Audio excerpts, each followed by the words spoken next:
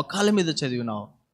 దేవుడు అంటే, దేవుని వాక్యం అంటే, దేవుని ప్రజలంటే, దేవ సేవకులంటే, దేవుని పెద్దలంటే, సంఘం అంటే, విశ్వాసులంటే, పరిచర్య అంటే ఎంత ముందుండే వాడివి దానవు. ఈరోజు ఏమైపోయింది?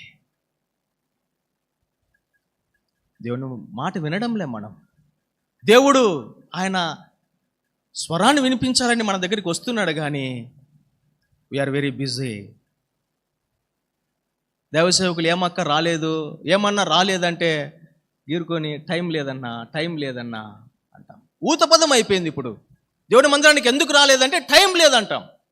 ఫంక్షన్కి వెళ్ళడానికి టైం ఉంది, హాస్పిటల్కి వెళ్ళడానికి టైం ఉంది, డ్యూటీకి వెళ్ళడానికి టైం ఉంది, పెళ్ళిళ్ళకు పేరెంటాలకు వెళ్ళడానికి టైం ఉంది, కానీ దేవుని మందిరానికి, దేవుని స్వరాన్ని వినడానికి మాత్రమే టైం లేదు.